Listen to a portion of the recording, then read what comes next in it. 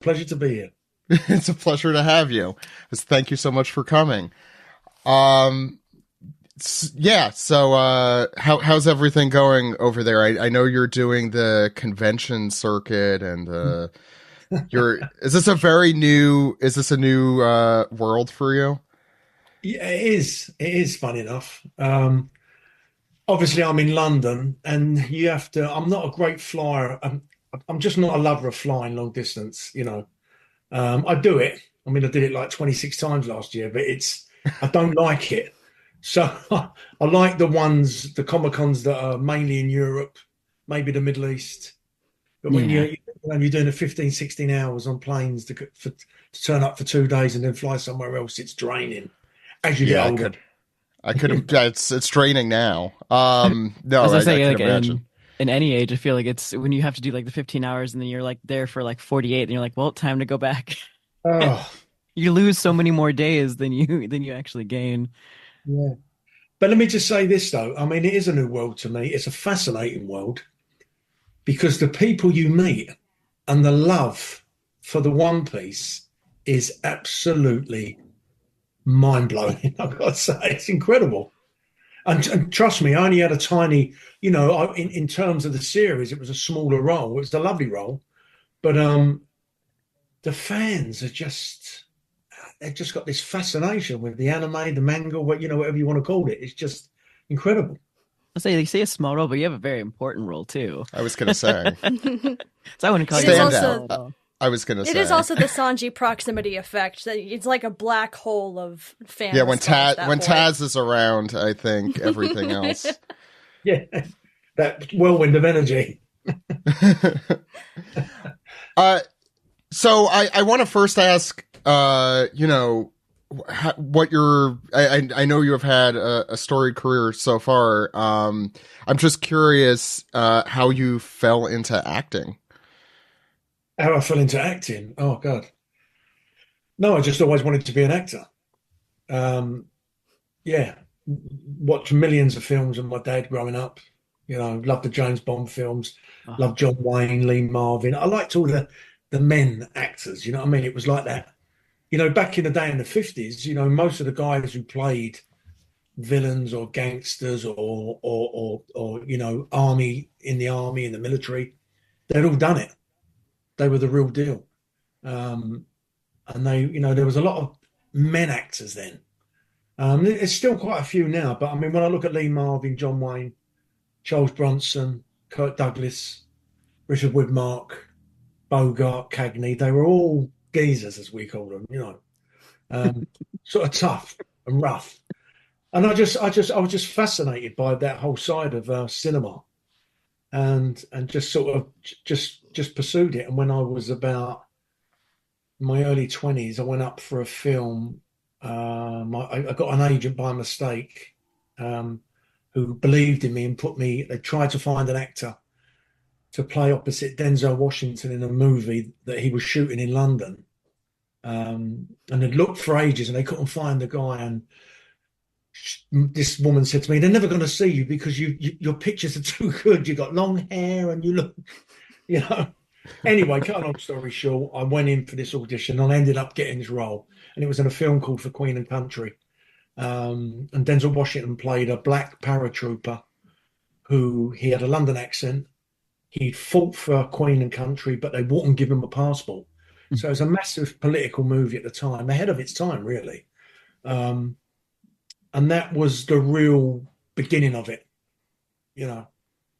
And it sort of went on from there, as it does for all actors, bits and pieces, climbing the ladder.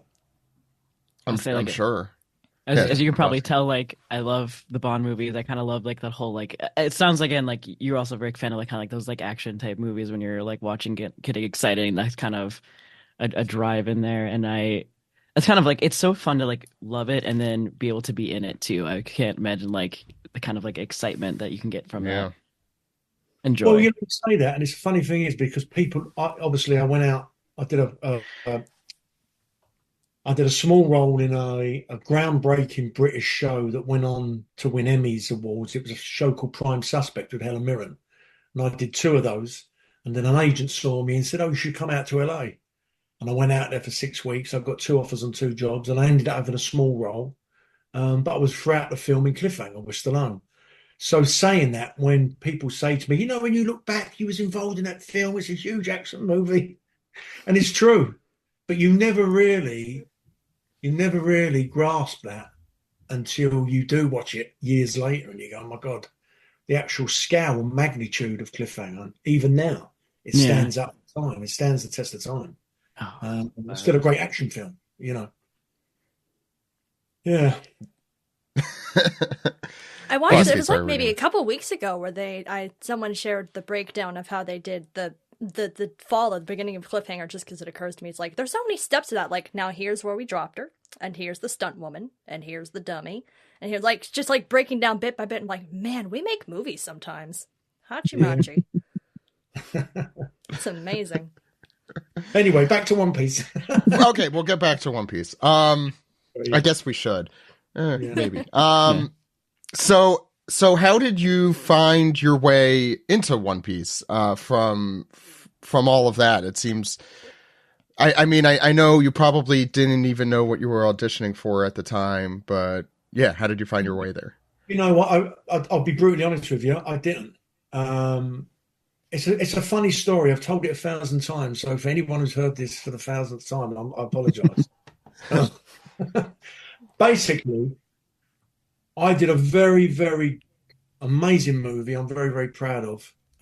It went to the States. The New York Times gave it 5 stars. It's a film called Villain. It's about an old gangster who comes out of prison in London. His family are in trouble. The last thing he wants to do is to go back to the type of man he was, that old one, Yeah. But it's a great premise. And he does. But it's a very, very, it's a London shot movie. It's very visceral, very dark, very violent. It's got a beautiful story. It's got the human story at its heart. There was a young actor in that who came on. He was just a kid, a lovely kid. I was the star of the movie. He's there. He's got 5-6 days on the film. And I'm looking at him thinking, he's got something about him, that boy. Yeah. Anyway, we became friends because I looked at him and I just thought, as soon as I grabbed his hand and looked at him, I said to Bart, the producer, I said, he's got something about him, Taz. I think he's going to be a massive star. I just got that gut instinct. Anyway, I told him that. He did his stuff on the film. We became really good mates. He then calls me a couple of years later. I mean, we talk anyway, but he calls me and says, listen, I'm putting a play on in town in the West End. I want you to be in it. And I'm like, no, I can't go back to that fear. It's terrifying. Like, you don't want to go back to theater? It's like, no. It's terrifying. And it was a really good play. He wrote it with this other guy. It was about PTSD in soldiers. There's only 5 of us on stage, but Taz was the lead in the show. He was breathtaking in it. I watched him every single night smash it for 2.5 hours on stage, sweating, running around, bouncing off the walls because he's a massive ball of energy. He was incredible. We became great friends. Anyway, cut a long story short, fast forward, he lands the role of Sanji. Yeah. And he's out in South Africa and he's out with the producers and they're saying, oh God, we're having real problems casting this character, this big old pirate called Zeff. And Ted just goes, have you seen Craig Fairbrass? And they're like, who? They go, this British actor. Cut a long story short again, they go through to my agents at United and send me 2 scenes. I couldn't wait to put them down on tape because they were such great scenes. And it was so different for me. It was a lovely role. I loved it because he was very similar to the part of Eddie Franks in Villain. Eddie was a big, tough geezer, but he had a lovely way about him, an emotional side that was very endearing. And I found the same thing with Zeff. He was all sort of front and gruff, but underneath it, he was he was soft. He had a good heart. He was only doing everything for the right reason. And then end up getting the role. What scenes did they send ahead for you? The first scene when I send him out. So you can't serve that. Get out. I was like, But yeah, and then another scene with me and him, a little bit softer. But it was one of them roles, as actors, sometimes you go up for parts and that I just thought, this is, I've got such a connection with this. I'd be very surprised if it don't go my way, Lucky enough, it did. One thing I say too is like, one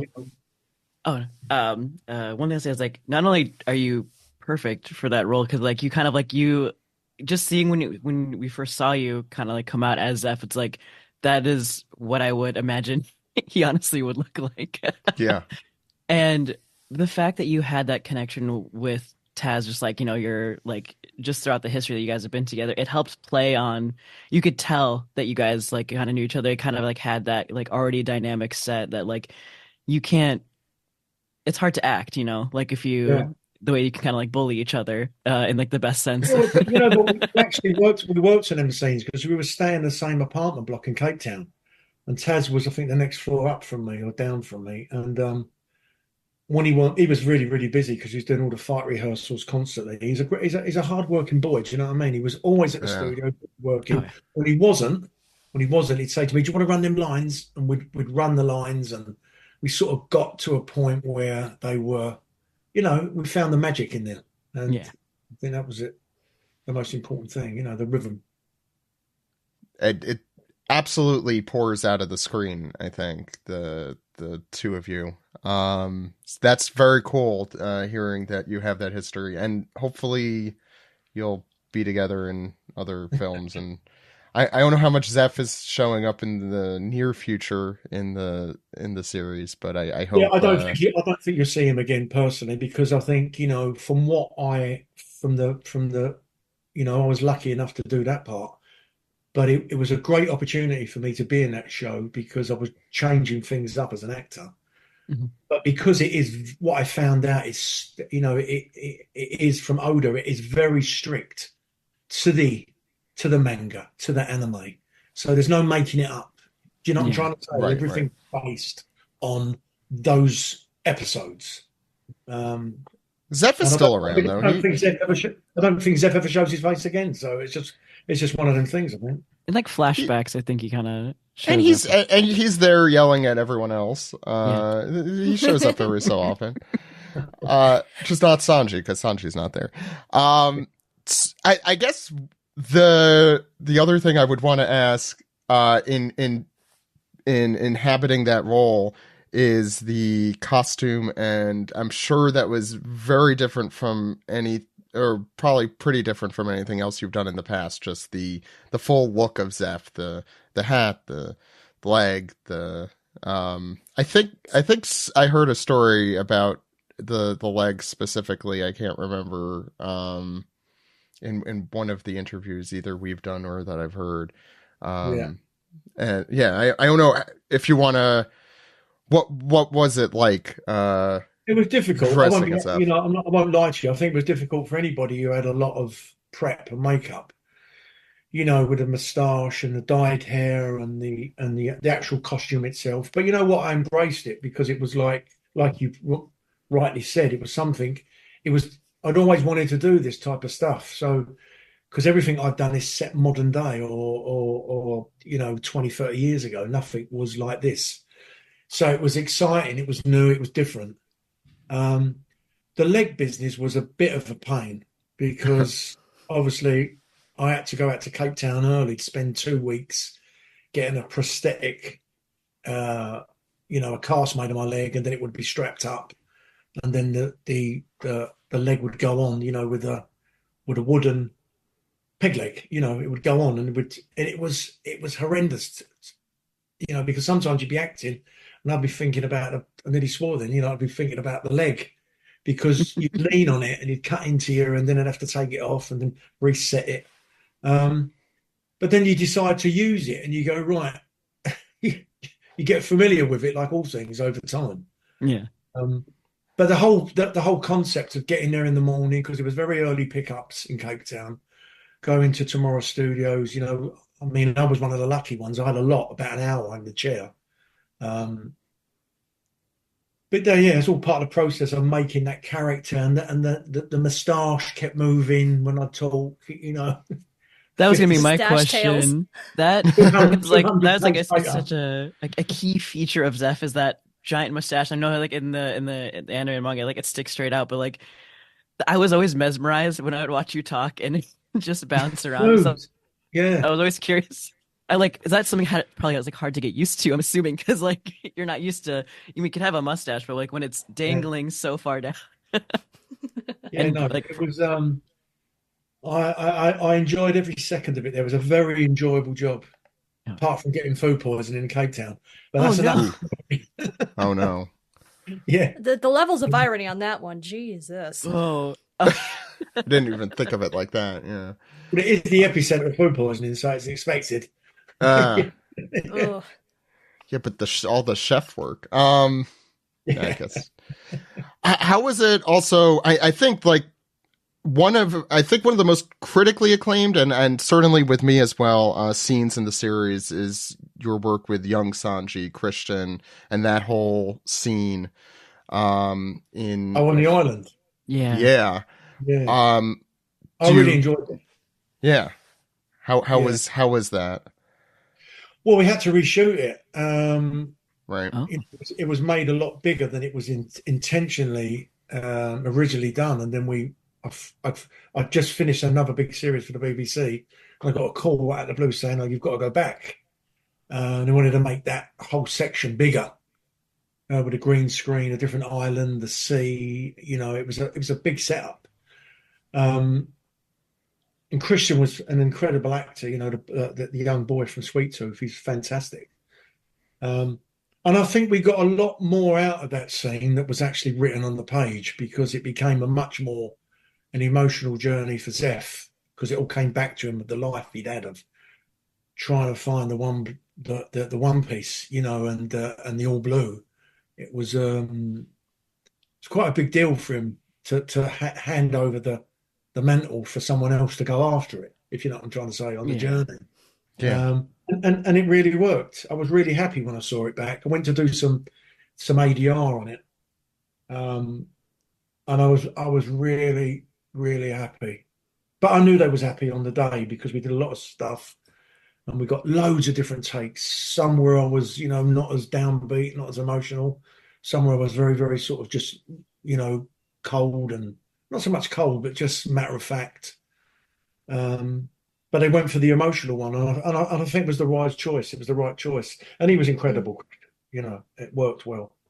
I think from when we've been talking to people on here, it's like, as you said, like they reshot the entire part, and it sounds like that's kind of happened bits and pieces throughout like the filming of the series, and to its benefit. It sounds like because like Oda, I guess will like look at it and want to expand it. I think that scene specifically for like Sanji and for Zeff are so important. So I did not know until right now that you guys like completely redid that and they had you come back out to extend it because yeah, I remember it's a very like short scene, but like having those other emotional Yeah. beats really add to it. And I think like if I don't know if I could imagine any other way than the emotional take that they ended up going Yeah. with too. Yeah.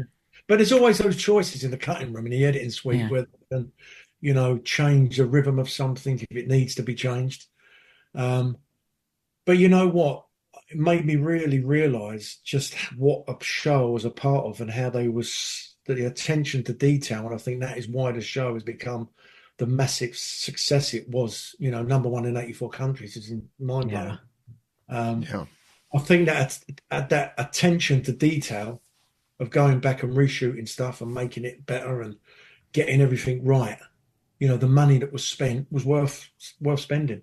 Like you can see like the investment that is because like we've seen like other shows like that can like flop or that stuff like that where you can kind of like tell maybe it was like not like a cash grab or like they did it quickly, they didn't refilm it or like think about those types of things. But then hearing about the care that they took into One Piece and even from like the directors, even from like the staff, like the makeup designers and stuff we talked to, it's like everyone was really passionate and it shows in there and it's worth the money to go in and like do those reshoots because maybe Yeah. it wouldn't have been as. I mean, you've been around in like the business, all that kind of stuff for I think more than because there's a lot of new actors that were in this too, so it was really wonderful to see. Yeah. and so like even from like your perspective on that too is like being like well seasoned and then seeing some of these like newcomers in there as well, like how probably like you can see like their passion for it. No, it's incredible. I mean, really, it was an experience. You know, when the actual size of the whole setup there, the scale of the series. You know, at Tomorrow Studios, and even outside of that, they took stages elsewhere. You know, yeah, when you look at something of that magnitude, you just realise that you are part of something that's just, you know, going to be huge. Lucky enough, it worked. Everything worked. Because sometimes it don't. Yeah. Regardless of how much money you spend. Yeah. Or how good it is, or you know, it's not always, you know, the fault of any individual. Sometimes it just doesn't happen. And that's why the editor's so important. No, you're 100% right. That is why the editor is so important. Thank you. Everything's important.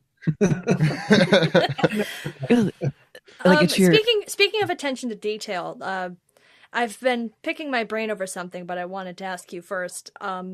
Where did you start with Zeff? I know everyone made the Ramsay jokes. I was definitely seeing that in the run up the Gordon Ramsay jokes. I don't want to go for the obvious assumption, so I'm curious kind of where you started with Zeff, if you pulled anywhere for him or just kind of followed your own instinct. I'm really not that type of actor. I learn my dialogue, I look at the character, I do my homework, and then I just try to make it as real as possible, you know, just to make it believable. Find the truth in everything.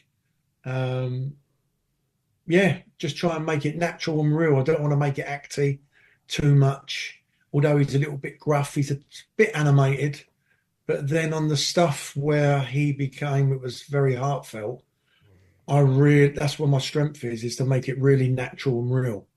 Yeah. Because when it's natural and real, that's when it has the effect on the audience of, it can move them, it can make them just feel maybe uncomfortable or I don't know. It's when you can,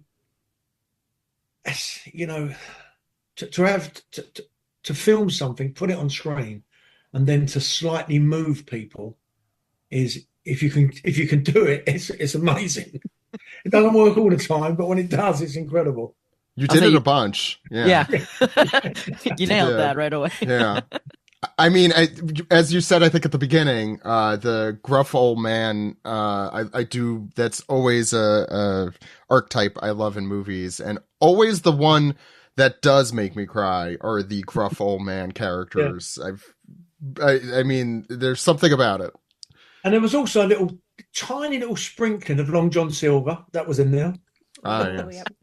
You know what I mean? Just that pirate, you know. You gotta have fun with it. If you're playing a pirate, you're like, heck yeah. They're gonna give you that leg. You're gonna use it. Oh God, I always wanted to play Long John Silver. I so wanted to do that part. That and Bill Sykes in Oliver. 2 roles as growing up. I went, give me the chance, give me the opportunity. Anyway, this is pretty close to yeah. Just leave with that on the demo. Leave with that. Also, just like putting realism in a series that is very goofy and ridiculous at times is, I think it really captures the heart of why people do love the series. And I think, you know, for a guy with the long braided mustache and the giant hat and the peg leg, you know, and making that a relatable, and just, like an empathetic character is so cool that you were able you just brought up something. Let me just say something to you, because I'm nearly swore again. Forget the peg leg. That's fine. You can swear. I do it too much. Sex. Forget the effing peg leg. Forget the fucking moustache. Let's talk about the hat. Yes, the hat. Let's talk about the hat. I meant it keeping that on your head. No, but listen, that wasn't a problem. It was entering the rooms and walking around the kitchen. The spatial awareness. It got caught in the fan. It got caught on the pots. It got caught on the beam of the door. This is what Shaquille O'Neal has to go through on a daily basis, probably. No amount of Stanislavski can prepare you for a hat that big. No. I don't know if you saw, so like Japan did a collaboration with One Piece and McDonald's, and they had Zeff as like one of the main characters of it. They had a huge billboard that scaled the size of a building where it's like him at the bottom and his hat was from his head all the way to the top of like the building. That was, so his hat is so important, but I can't imagine like the spatial awareness that you have to have when you have something that tall where you can't see. Yeah. Like, you'll hit everything. Oh God, it was, and when it was on, it was fitted on, and I had like 5 or 6 people around me, bending down on their knees when I'm standing there acting, and they're like waiting for the hat to go. You just have like around you, just waiting for like to catch catch the wind. It'll fly you away. Yeah, that's funny. But, I mean, it all worked, and some of the characters in that show. I mean, I was the fishmen. Oh, I mean, I worried about.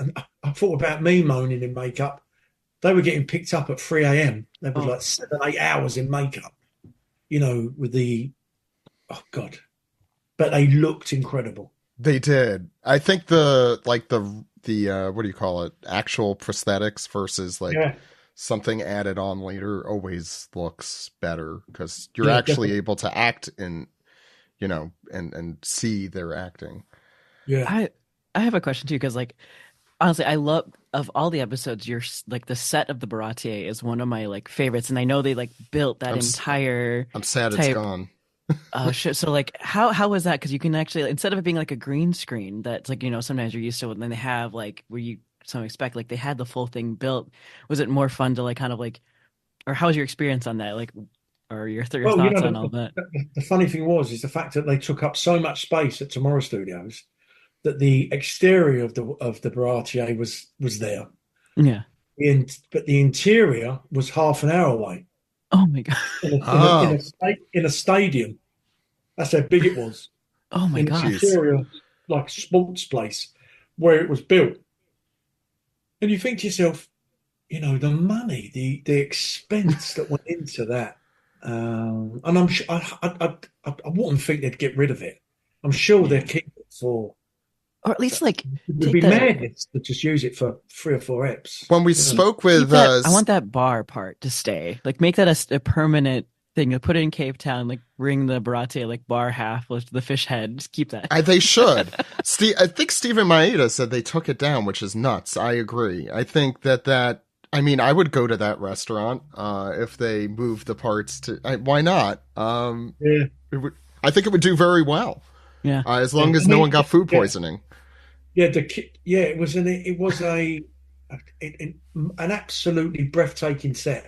I remember the first day that I got out the car, walked through, it was pitch black, and then you walked in when we was rehearsing, and it's just incredible the craftsmanship and as I said again, using that word detail that went into just the tiny little things, in the kitchens, the galleys, the restaurants, on the wood, the badges, the papers, just incredible.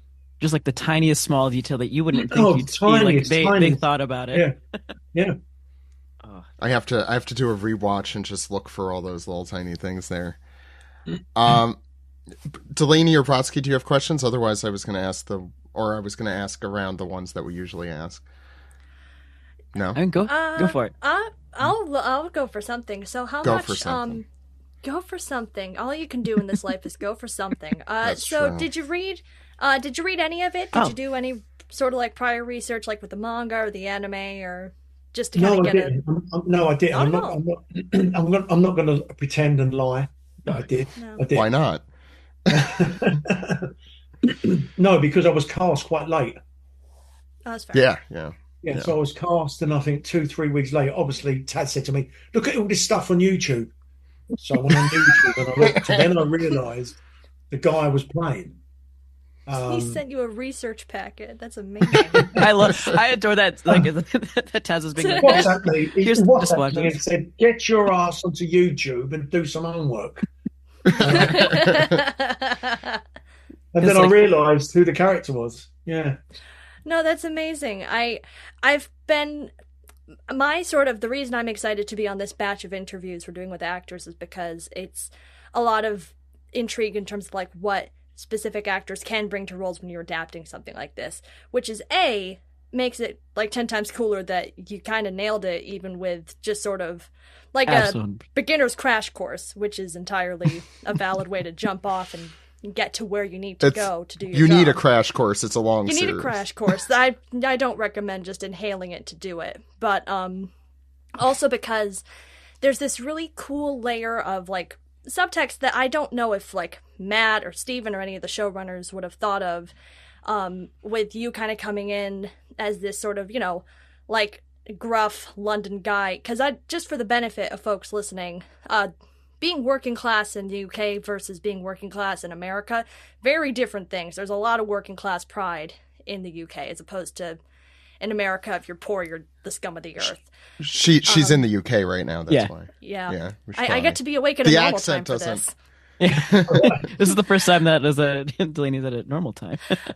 But you know, going hundreds of chapters into the future, the whole thing with Sanji is that he's from a rich family who does not, like, they don't value food. They don't value human life, and a huge element of, like, that's why they look down on him.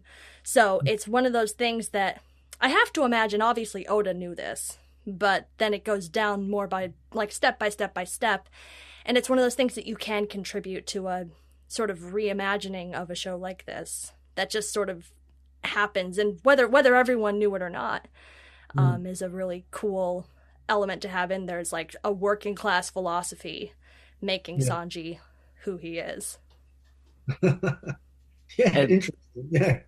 And like, I think the different accents made it more interesting, you know, because when it's homogenized and everything's the same, it's you know, and you watch all the shows now, there's always an eclectic mix of the diversity is incredible now. It's like you got people from everywhere. It's great. You know. And the One Piece world is so, I mean, you feel the bigness of it in the series with all the, I mean, especially just with all the new amazing faces that are in it, and also getting to see, I think you and I think it's Vincent, right? Vincent, yeah. How was it? I know you did one scene with him. Was that, so you've had another gruff, older guy to bounce off of? Me and Vince, we've done a couple of movies together in London. Okay. Yeah, we're mates. So those scenes, funny enough, with me and Vince at the table when we talk about the new generation coming through, they weren't part of the anime or the manga. Right. They were freshly written. And they were beautiful scenes. You know, I really enjoyed doing them. So did Vince. Just interesting. It just gave a little bit of depth, if you know what I'm trying to say. It was just, you know, you got the kids, you got this, you got that. And then all of a sudden you have this really intense, heavy scene about, you know, life and, all right, he's retelling a story. But there was a lot of subtext in that. I really, really enjoyed that scene too. Because it's needed for, because like the live action itself is like, it's its own like love letter, its own separate universe kind of from like the anime and manga. So it's nice to have like stuff like that where you can throw in like new scenes where old fans, new fans can get like super excited. And honestly, I just loved the dynamic that you two had together. One, it's nice. It's fun that you guys have like worked together in the past, but like just having like, again, like the Zeff and Garp have never interacted really in the anime manga. So it's like getting to see that together. I'm like, it's perfect. It was so well done and so needed, I think. Oh, that's good. Well, I mean, I suppose that could have been called risky, really, because not sticking to strictly to the. But from the messages I've had online, I think the fans appreciated it. I know, as I was saying, I'm not undermining Absolutely. it. There's only a couple of small scenes within a big series, but they took to it rather than going, "What's this?" You know, which is good. See, this is why I say don't discount showing up later, and not to wish more food poisoning and air travel on you. But you know, clearly, no one's hesitating to add more Zeff content to the show. So, and people are really responding to it. I personally thought it was one of the highlights for me, if I'm being very honest. And like the thing is, you never know, is because it's. They use like the manga as kind of like the base, but like as you can tell, like they add on, they change things, so you never know, they might call you back for another scene or anything like that. What will be, will be. It's out of my hands. It's one of them things. That's true too. But I just want to call back to what you said, like when we first got on too, is that like since you're doing the con circuit, you're seeing like it's a whole new wave of fans that you get to interact with. That like you can see like the scale that is One Piece versus like say from like your other films. It's like such a the One Piece fans. I don't know the best way to describe us is. They're very passionate, I guess, but also like I say we're nice. I hope we're nice. Intense is a good word. I've met. Let me just brutally say this because I have met so many lovely people, and the people, the gifts, the drawings that people have given me of Zeff, and people have gone out of their way. And I've done about 12 of these now. I think. I know, you know, they're picking up. I've just got a load of dates coming this evening. You know, farther afield, but the love for the show and the love for the characters, the love is just, it's incredible. You know, it's the philosophy I've learned is every One Piece character is someone's favorite One Piece character. Yes, exactly. Yeah. Exactly. Yeah. Yeah. Even the one we don't know the name of. Even that guy and especially that guy. Yeah. But Zeff's hat has probably hit their own fan club. Yeah. But it makes me they were very offended by the fact that you had to hit it into a fan getting into the door, you know, and those specific people. Did you have a chance to actually watch the whole live action series? Oh yeah, of course. Yeah, okay. Because before we have like I think 4 or 5 very difficult questions that are very impossible to answer, but they're subjective questions. And I just want to make sure that you saw it. They're just basically first who your favorite, and you might be biased here, who your favorite Straw Hat Pirate is. To be honest with you, and I mean this, you know, Taz is my mate. I thought he stood out in the show. He's charismatic. He's got the look. He's got everything going on. But the person I really thought was incredible out of the 4 of them was Luffy. I know he's the main guy, but I just he was incredible. He's so likable. My wife said, you know, meeting him, lovely kid, and I think that genuine, authentic personality, innocence. Just everything about him shone through the screen. You could tell that there was no attitude about him. He wasn't a fucking awkward or a little sport act. You know what I mean? He was just a really good kid who was great at what he did. And I will say this too, like I've never met anyone or seen anyone that embodies who Luffy is. Yeah, like absolutely. And he does that like on and off screen. Like I see this, even like all of his like Instagram posts or anything like that, just like he's so getting likable, just charismatic, and he is so perfect for the role. It's like kind of insane. Yeah. So good. I have a friend who just knew Iñaki, and that's why she watched the live action series and she loved it. But yeah, he's just a very genuine. On the screen, it looks like, and off the screen. You can't choose yourself for this one, but who's your favorite non-Straw Hat Pirate, or anyone else in the series, basically? I thought Mihawk was breathtaking. Oh, yeah, that's a good answer. I thought he was absolutely incredible. He stood out in the show. His delivery of lines, he was cool. Very suave, slick, great choice. Regardless that I was in the show, what I did notice when I was there, that every single person that they cast was absolutely bang on.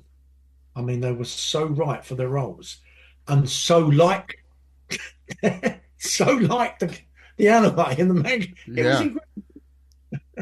But I thought it was brilliant. I thought he really stood out. It's crazy. If you like, no matter what you think about the show, if there's one thing that is absolutely spot on, it is the casting, yourself included. That includes yourself too, because again, the moment I saw you, I'm like, that's Zeff. Yeah, Zeff's just been walking around the streets of London, and we had no idea. You can only dream of meeting Zeff at your local pub. That's true. It's true. One day. He's playing the slots. The third question: who's your favorite villain in the series? Favorite villain? Antagonist. Yeah. I suppose it's got to be Buggy, isn't it? It's got to be. That's been like the consensus. Yeah. No, I think he's another guy who stood out for me. Great energy, very good. Without a shadow of a doubt. And the last question is what I guess you could include your own, but what your favorite story is of the four, your favorite story arc.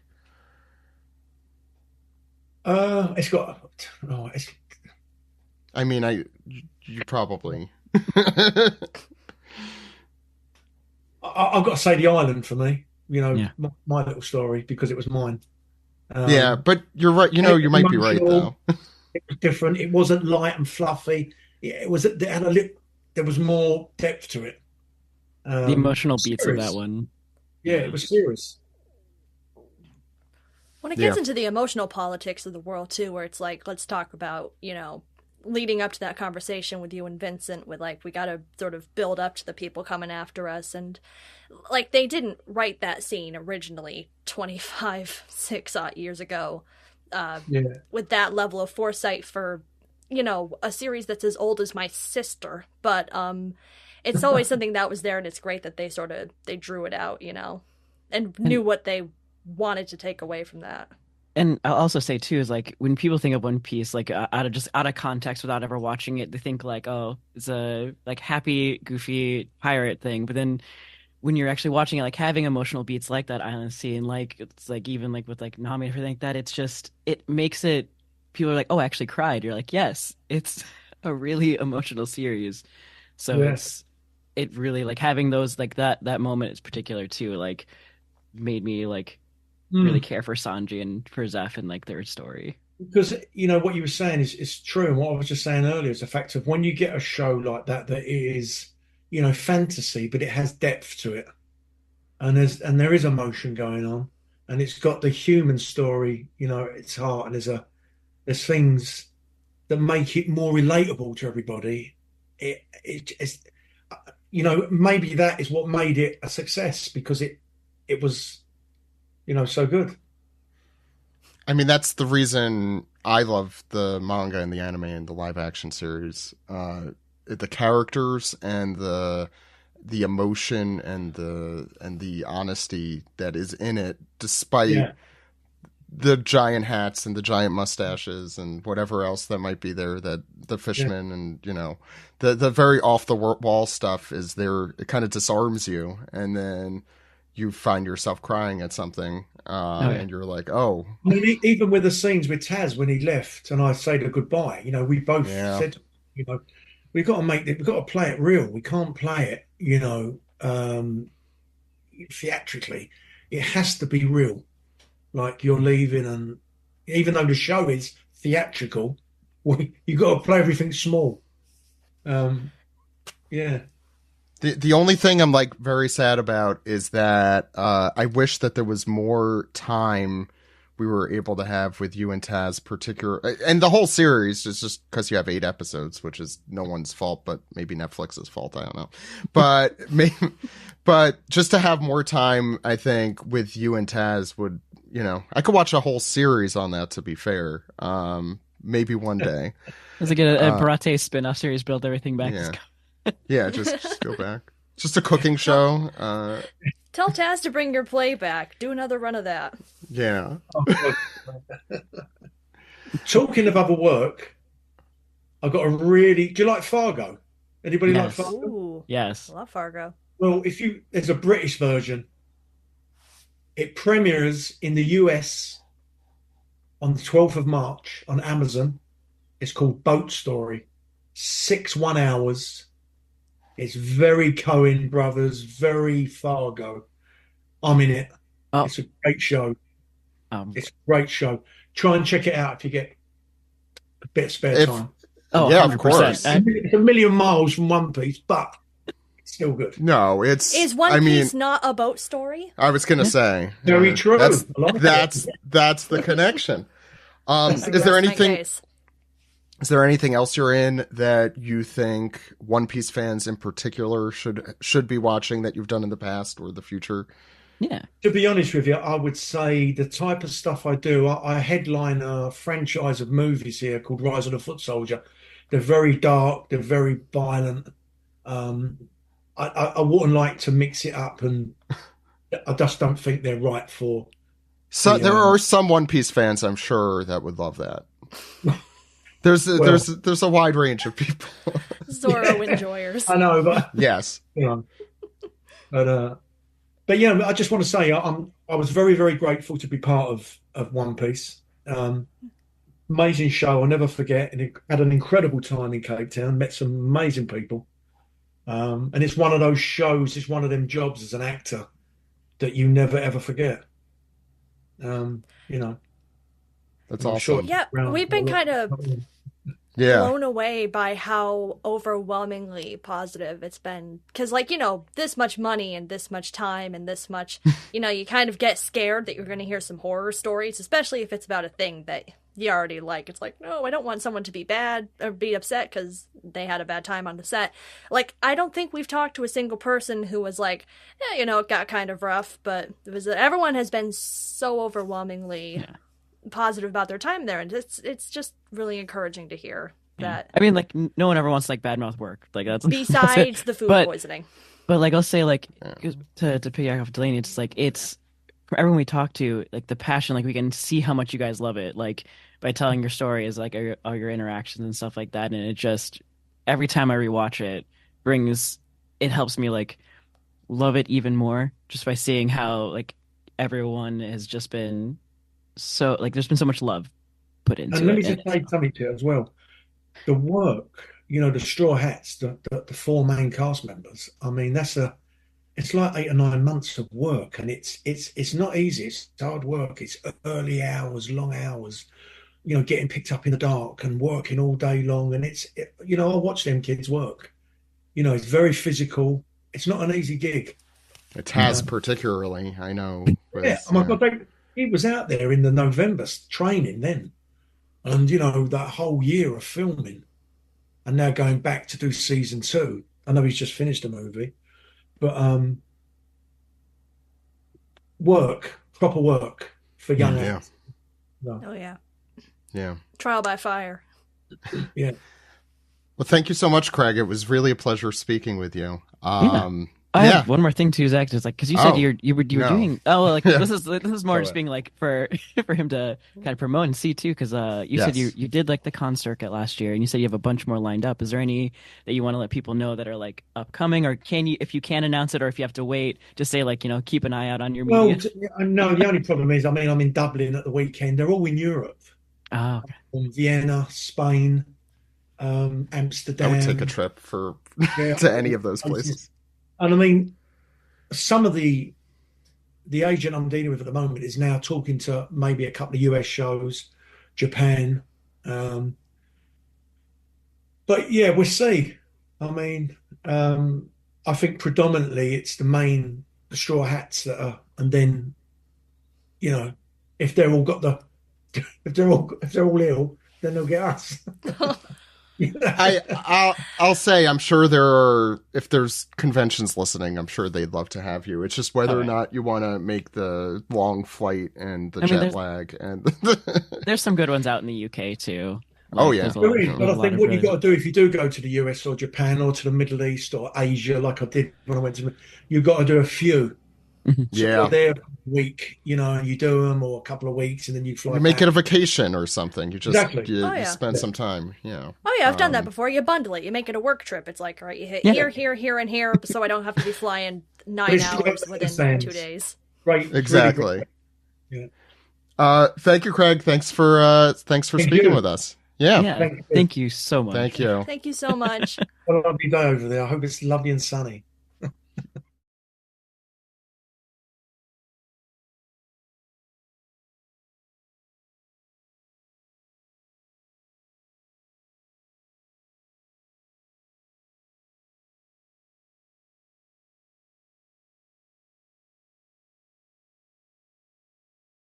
So that was our interview with Craig Fairbrass. I first want to say, please check out all of his movies and television shows if you have the time. He specifically mentioned Villain, the movie he starred in, and There's a new one coming out too. Boat Story. Yeah, Boat Story. I want to make sure. Boat Story, which should be out by the time this episode is going up. But if you have not gone to check it out, please go check out Boat Story on Amazon Prime. On Amazon, yeah. His role in that apparently is Guy. I don't know if that means a guy or the name is Guy, but I assume the latter. But yeah, very excited. I'm definitely going to check that one out. That sounds fun. Me too. And he's been in things from he's been in a lot as he mentioned. So please check out his work. Yeah. So what do you all think? What's the takeaway here? I can see where he would be sort of blown away by One Piece fan response because, you know, your work travels and he is, you know, he's fairly ubiquitous for, you know, folks over in the UK, for the British. Yeah. But obviously One Piece is sort of an animal in comparison to, you know, you're getting a pint. A Cerberus of sorts. A Cerberus of sorts. In comparison, like, you know, you're getting a pint. It's like, oh, I loved you in EastEnders. It's like, you know, that's still a very active thing, but One Piece it's intense, like it's a lot. But it's been nice to hear that he's had a good sort of integration into the fandom, especially because I think we can all agree, as we told him pretty much to his face, that he has some of the best stuff in the entire show. Oh yeah, like absolutely. Zeff is such a character in both of a way, like he has a presence about him too, and it's just. Again, like if you have a character that has the most like cartoony features, like the big hat and like the mustache, but like the way that it translates on here too is just he does it so well. Like it's like if it's that fantasy versus like the reality, and it's just again like nailing the character, having that like good chemistry on set, and just like you can definitely see like, you know, him working with people that he's like worked with Vincent and with Taz and stuff like that too. It's like it has to be like you can both be very serious and like, you know, he knows, you know, when to turn on and off because of everything, but like it helps. I wonder if it helps like add to those scenes too, because you can play more to it as well. But like he's such an amazing actor. Agreed. Yeah, I was very stunned that we even had the opportunity to talk with him. And I'm very thankful that he did sit down with us. And yeah, I'm sure the experience of being around One Piece and anime manga fans, or One Piece live action fans, has been a real seismic shift in his in the reception of his career, I'm sure, because the stuff he's done, as he's mentioned, like action stuff, and he's done British mainstays, apparently Call of Duty, but which I didn't, if it's not clear, I don't play a lot of Call of Duty. I've never guessed that. No, you would never guess that. Wow. The Calls of Duty and the the calls warfare. Warfare. No, but those aren't like the kind of franchises that elicit the kind of reaction that you get from One Piece fans or other sorts of anime fans. It's a very particular type. I'm very curious how his travels and travails have been and will continue to be, because I'm sure it's a very fish out of water story. But it sounds like he's really enjoying it. One thing I want to say is like hats off to like the One Piece fans for like, you know, you like being so like kind and welcoming, and like seeing like when we're talking to him and like how like he's seeing this world and how everyone's so nice, like brings him like drawings and stuff like that. Just like it's this different level of joy that he has, you know, you don't really get to see from your normal films when like people do like those meet and greets. And just like thank you to the fans for, you know, being so open and welcoming to like honestly everyone. And like I can tell every actor and everyone who's worked on it has been loving just their interactions with the fans and seeing the love for it. So I don't know. That's one thing I'm getting out of all of these is like the fans have been really nice to everyone. Thank you for being normal One Piece Yeah. fans. Thank you so much. Even if you didn't like the show, it's like I think that, you know, it's good to sort of keep it positive for the folks who are working on it and put in the absolutely. effort, because obviously you lose sight of that when you're just complaining about it on Twitter. And obviously people do. Trust me, if One Piece fans know anything, it's complain on Twitter, but it's been good that he's had a very good face-to-face experience. On behalf of One Piece fans, not all of us do that. Some, not all One Piece fans. Not all One Piece fans. That's what I was. Yeah. I think for sure. It's like I said. I don't think, you know, when a series doesn't succeed, it isn't any one thing. It's sometimes things completely out of your hands. And as I think I said, you could have a wonderful series that's done perfectly and no one watches it. You know, maybe it's on Apple TV or something and no one gets to see it because they forgot that existed. And here it was lucky that, yes, not only did everything kind of come together to work out, but it also has found a lot of success.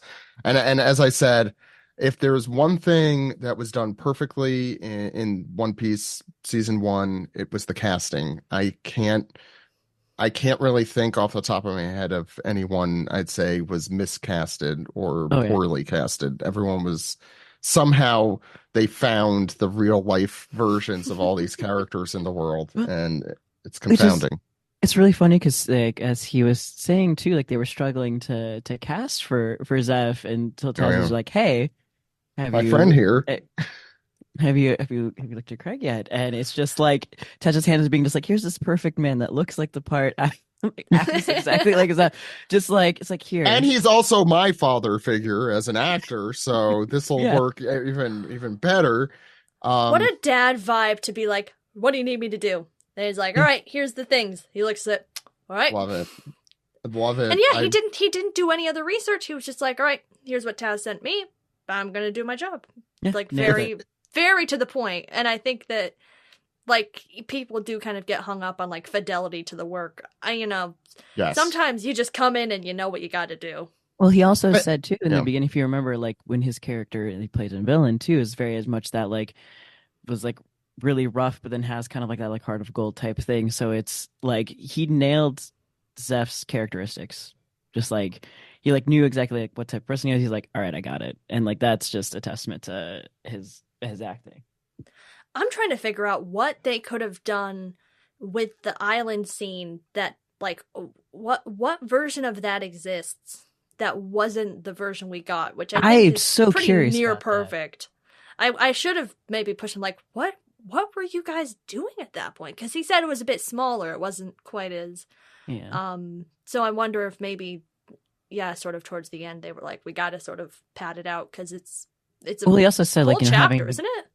I'm curious to I think maybe it was like a nervousness, or I wanted to poke more too to like because he sounds like they had to build like the green streets, made the set larger. So I'm curious if it was much a smaller, closer set too. This is like hindsight's 2020, but like my anxiety's higher than my 2020.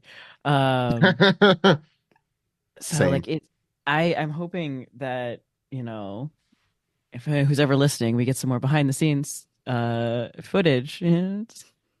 Yeah. I mean, I guess the question is, if they reshot it, do we want to see the original version, or would that? No, I think like the version that they pick, because again, like it needed that it needed that extension, it needed that emotion that they brought to it, and that it's just one. It's the only flashback I think that's just one scene. It's not like done in the lost style of the, but it's the one that deserves it. I think the rest.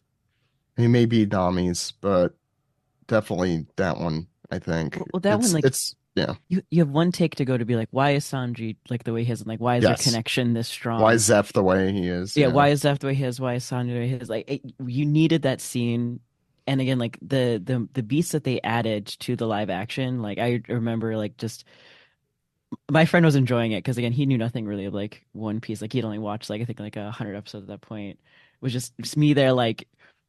like with my board of like being like, this is what they added, this is this, and just like me going at him. I think especially with the scene with him and Vincent, with him and Garp, because it's just like there wasn't in there, but like it's such a good transitional piece into like in closing of season 1 to opening.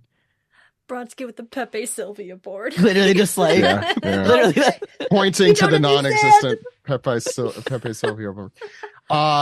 Yeah, no, I 100% agree. And the thing is, Vincent and Craig are probably some of my favorite actors in that. I love gruff, British, Scottish, London, whichever accent they have, as long as they have an accent. Men in series. Yeah, yeah. What is it that your Brodsky? What's the shirt your partner has? The old men. Don't say that. No. We're not gonna bring that up. I'll text. Okay, you text it. On that note, no, that was with perfect. the last pregnant pause. Yeah, with that pregnant pause. No, it was really amazing to speak with Craig. I hope we get a chance. As of me sitting here right now, we have no plans in the works to have Vincent because I don't think he's answered, or his agent. But hopefully one day, because I did really they had a little too much of the Garb storyline, yes, in the series, but he's so standout. Like it's not. There's a good example of that. Is definitely not his fault that there's too much of that, or if that's your opinion on it. But yeah, I hopefully one day. Yeah. Anyway, on that interesting note that I left us on, we'll see you. We'll see you next time, everyone. Let's cheers on this. OPLA. Is that a thing we're doing? That's the thing. Oh, we got to start that. OPLA. Yeah. Oh, we're doing a bit now. Okay, it's OPLA. I'm doing a fake glass as if I don't have a mug right next to me. Pick up we'll see you next mug. time. Bye, guys. OPLA. Text Zach to pick up his mug. OPLA.